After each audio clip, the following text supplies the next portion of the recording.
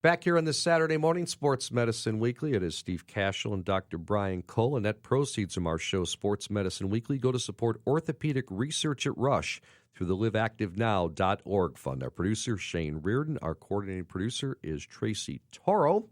And our website is sportsmedicineweekly.com. And you can go to that website to be involved in our next segment here on Sports Medicine Weekly. It's our Ask the Doctor segment we do in each and every Saturday in our 30-minute show. It's very easy for you to get involved. Just go to our website, sportsmedicineweekly.com, and on the homepage, you will see the picture of Dr. Cole and yours truly. Click on the link, and you can ask the doctor a question. Ready for a couple quick questions here, Doc? I'm all in. A couple good ones right here. All right, first question. Is there a cutoff, Dr. Cole, a cutoff age to start a workout program? I am in my mid-70s, this listener tells us, and have never had much of a fitness regimen, but otherwise I'm pretty healthy. I would say there is no cutoff. I think there are areas that can become concerning in terms of the potential for injury or overuse injury and so forth, and it's important for people to know that as we age, how our body responds to exercise and strength and conditioning can be more variable, and our nutritional needs vary as we age. For example, our metabolism is slower. We don't process protein in the same way. Recovery can be more challenging.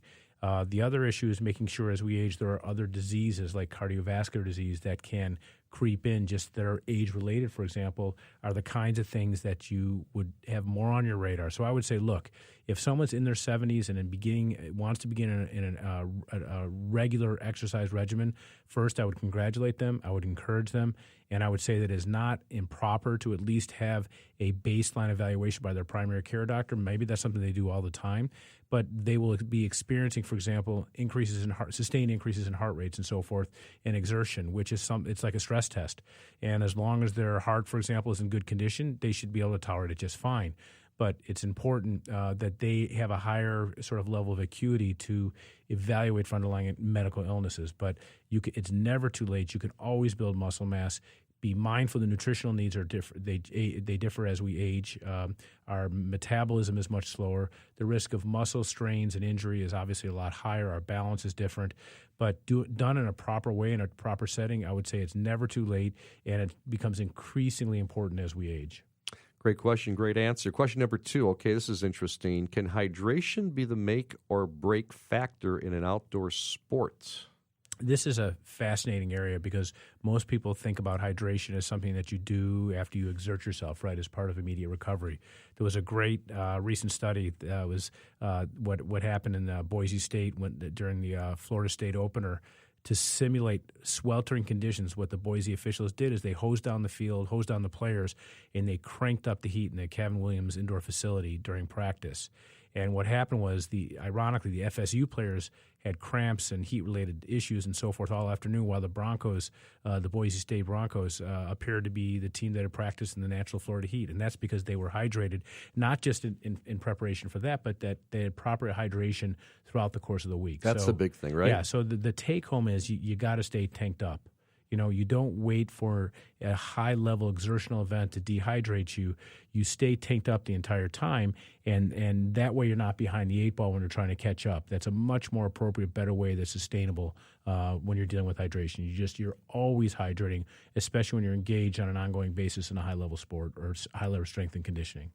Yeah, I'm reading here, Tracy Taro doing our coordinating producer, some research for us. 100 student athletes from 2 different NCAA Division I universities, summer football conditioning, surveyed to identify the fluid and hydration knowledge, attitudes, and behaviors and demographic data, primary football position, the nutrition education, and barriers. Only 24% of the players reported drinking enough fluids before, during, immediately after, and 2 hours after practice.